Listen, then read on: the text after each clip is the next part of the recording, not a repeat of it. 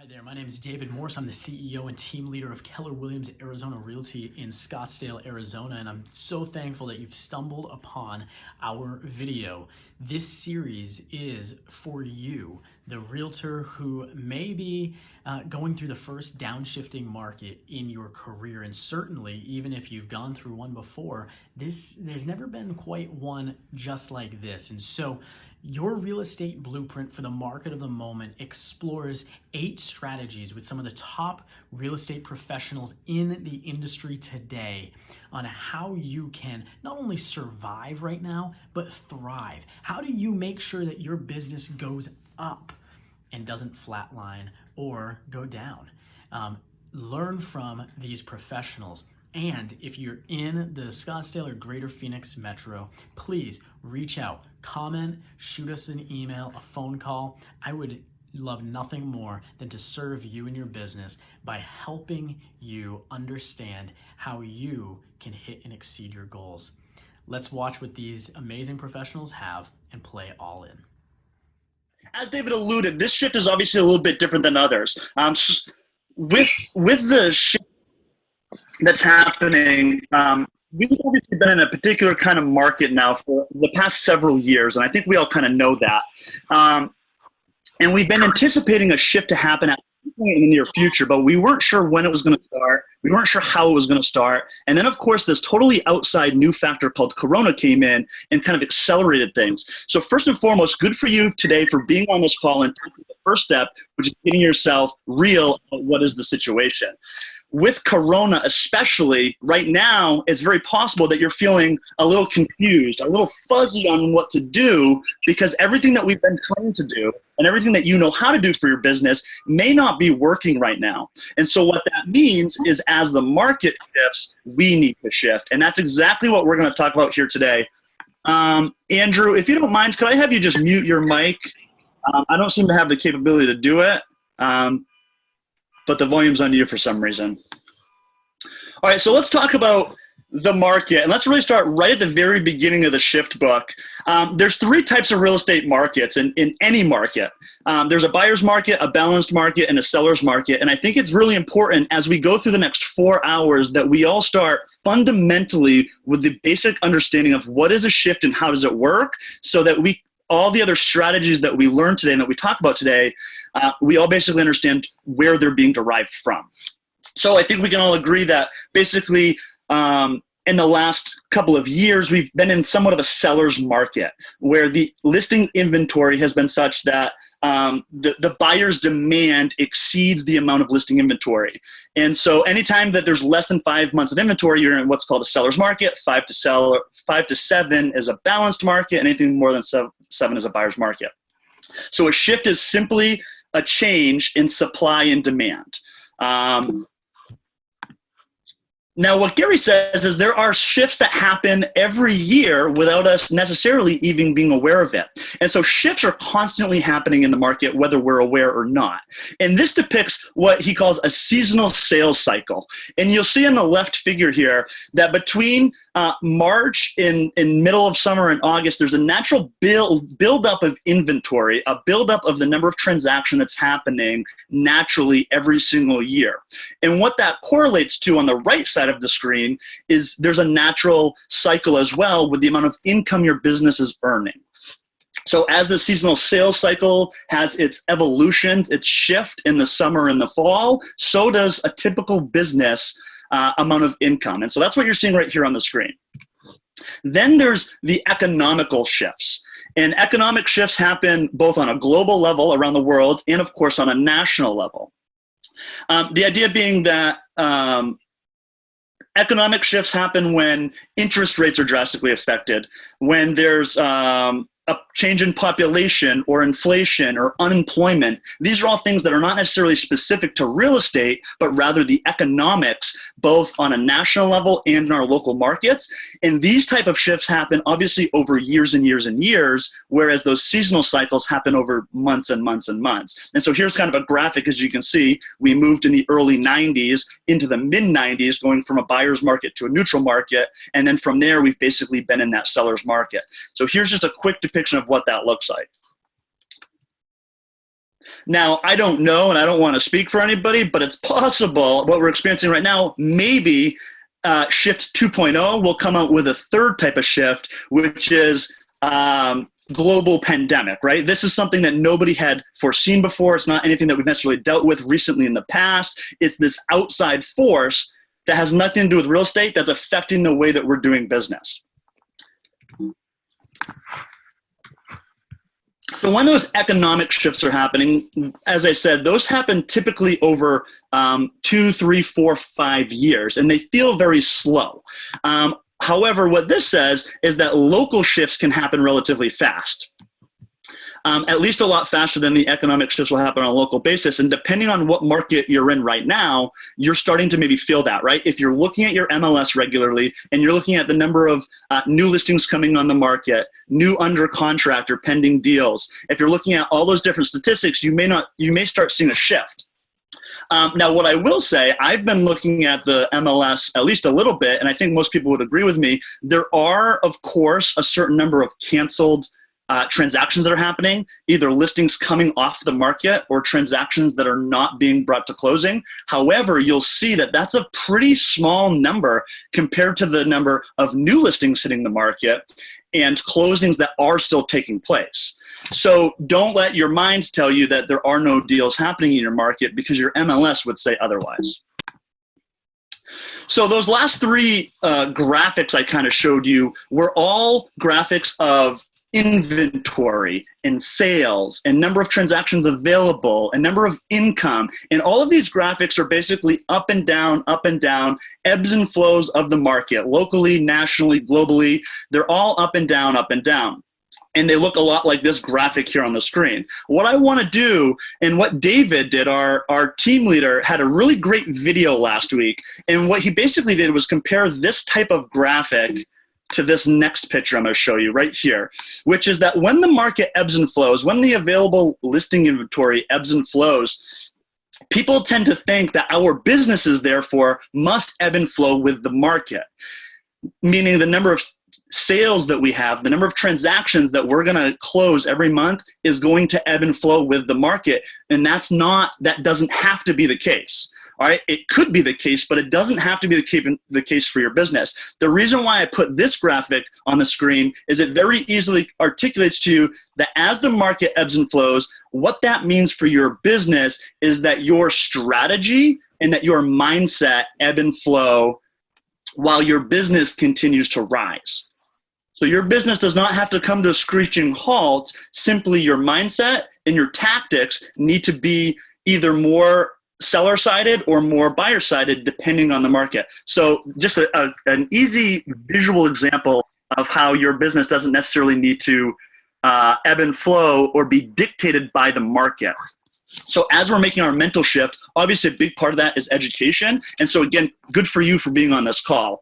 Today, we're going to cover, I think David just said 8 tactics, or there's 12 in the book, but here's basically the guideline of what we're going to do. Today, I'm going to dive into mindset and action. Then we're going to hear from people about expense management, leverage, lead generation, and conversion, and the most important tactics specifically that are going to help you decide how to change the flow of your business left or right so that it continue to grow during these uncertain times. So let me talk to you real quick about the law of equilibrium. And by the way, guys, every graphic that I've shown you here are straight out of the Shift book.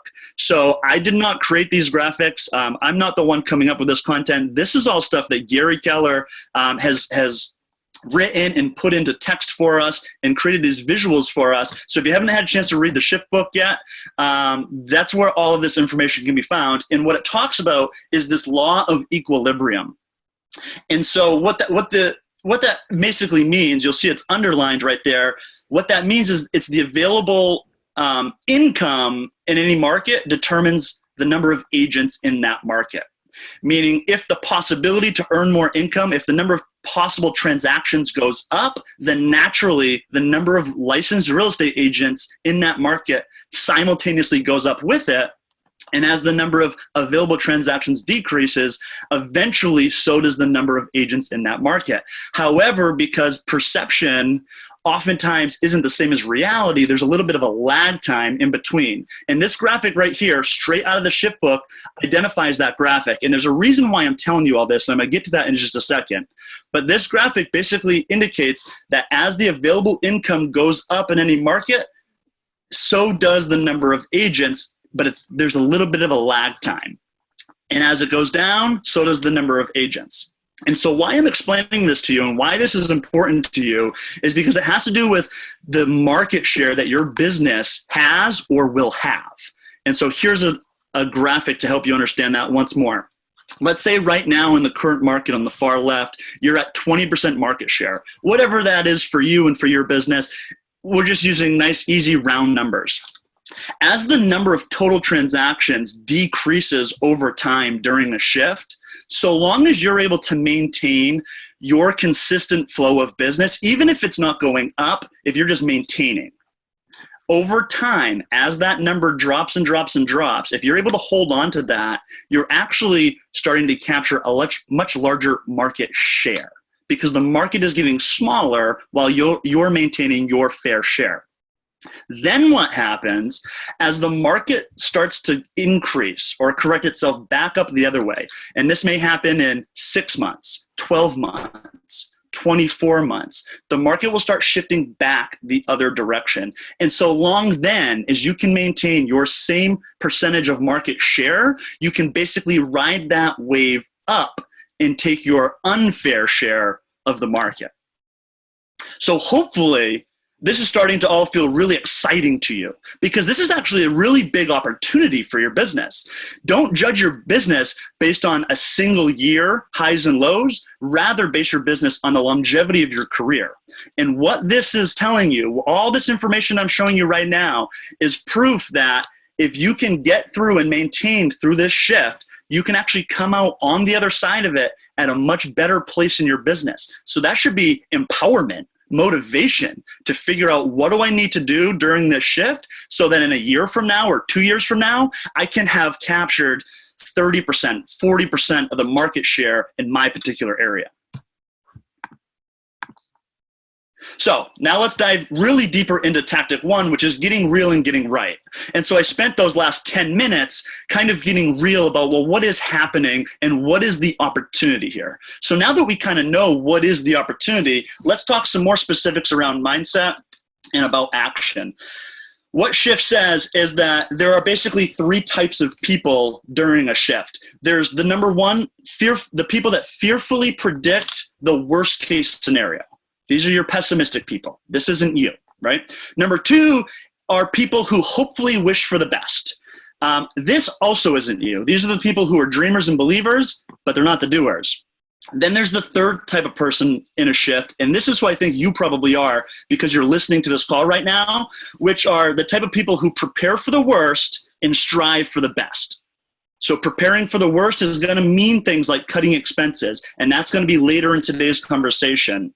Striving for the best all starts with the mindset, and then we'll move into the mechanics after that. The reality is there's a couple of realities that we need to face during a shift. Reality number 1 is that we cannot control the market. There are too many factors that we cannot control, whether or not it's a buyer's market or a seller's market, right? We don't control interest rates, and we certainly don't control coronavirus, right? And so we have to kind of acknowledge and be okay with the fact that there are certain things we can't control, but what we can control and what we need to focus our thoughts on are the things that we control, which are our outlook, the way that we perceive things, and our response, our action. It reminds me of something that Stephen Covey has said, and I take a lot of inspiration from Stephen Covey. And what he says basically is that between stimulus and response is our right or our ability as humans to choose. So between stimulus and response is our ability to choose. And so right now we're in that spot. The stimulus is the shift. The stimulus is Corona. We have the right to choose. We have the ability to choose what our response is going to be. Because not everybody, another reality here, not everybody is going to survive the shift. As you saw in the graphic, as the number of available transactions goes down, so will the number of agents. And so not everybody will survive, yet everybody can. And you want to be one of the people that do. So let's talk. What are the 3 steps that we need to do? Number 1, get clarity around what situation we're in. We've already started to do that on a fundamental level. Now you need to start getting clarity about your specific market and understanding your local, hyper local market and what's happening there. Don't just assume it's really, really bad. Look at the numbers and keep your finger on the pulse of what's going on. Once we understand and we have clarity, number 2 is identify our priorities. And number 3, get into action. So what are our priorities?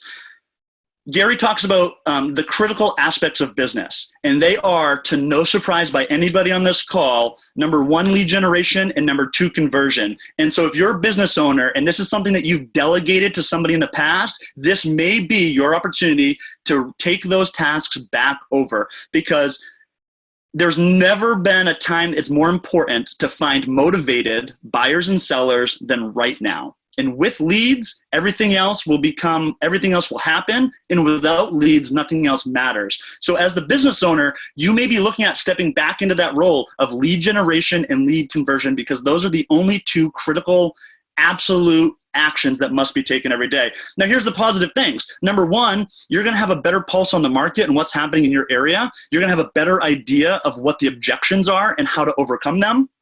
And number 2, as the leader of your organization, by lead generating yourself, you're going to start getting a better grasp for what the conversion rates are in your market. Let's be real. The conversion rates right now may be lower. You used to maybe have to talk to 50 people to get 1 appointment. Now you might have to talk to 100, but it's your job to find out what those conversion rates are and to do the activities, and then train your team, coach your team on those conversion rates, on those objections that they're probably going to hear from their buyers and sellers, and get your team trained by being in the game yourself and not being on the sideline. Top agents master the fundamentals first and foremost, and they use those. So now it's about taking action, right? So we've got our mindset around the idea that this is an opportunity. This is an opportunity to grow our business, to gain market share, to gain mind share, and run with it. So now we have to take action. Once you know what your priorities are, lead conversion and lead generation, it's time to move from inspiration to perspiration, right?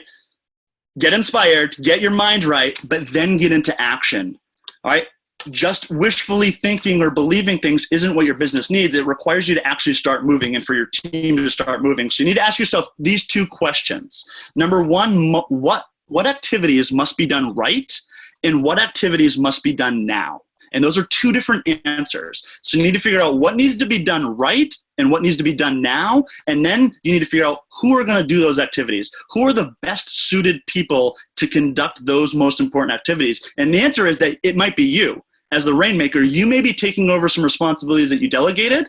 And if you're a solo agent, then the answer is still you. Now it's just a matter of really prioritizing and going back to the 80-20 principle, which is, out of all these things that I could be doing, what's the one thing such that by doing it, everything else is becoming easier or unnecessary?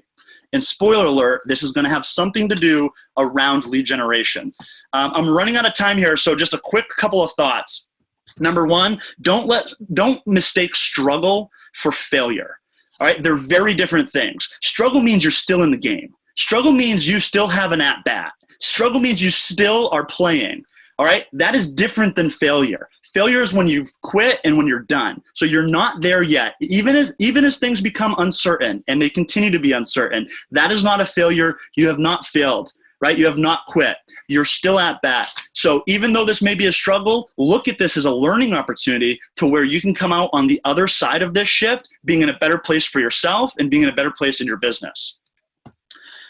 Last thought, and then I'm going to hand it over because I am at the end of my time here. That happened really fast. That was the fastest 20 minutes I feel like ever. My very last thought, and I'm going to hand it over, is adaptability. And I said a second ago, don't judge your business based on the ups and downs of a single year. Rather, judge your business based on the longevity of it. And if you take a look at time and evolution, this has proven to be true over and over and over again. Blockbuster is not in business anymore because Netflix came out with streaming. Your ability to adapt to changing times is going to make or break the difference of whether or not you're in business in 5 years. Netflix didn't kick out Blockbuster. Rather, Blockbuster was unable or unwilling to adapt. So even though Corona maybe put things into high speed a little bit, all this is, we knew technology was coming into real estate one way or the other. So use Corona as our opportunity to be forced into technology, to embrace it, and to feel empowered, because in a year from now, our clients may have a very different expectation of what a transaction looks like. And so technology is our friend. Command in your CRM is your friend. DocuSign is your friend. And Zoom calls and meetings are your friend. So embrace that technology. Use this as your opportunity and keep your business driving forward. Thanks so much. David, back to you. Joining us for this portion of this training, your real estate blueprint for the market of the moment. No matter where you are in your business, I hope that you were able to take at least one piece of information that you are going to go and implement right now. Hey, if you find yourself in the greater Phoenix and Scottsdale metro and you need more specific information and business consultation, I'd love nothing more than to serve you by talking with you about your business. Hey, we are in this together because I know when we help one another, we all grow and we all get through this together. So, hey, if you gained value from this, I would love nothing more than for you to hit the subscribe button down there, turn on notifications, hit that little bell, and stay with us as we continue to share valuable insights about thriving in the market of the moment.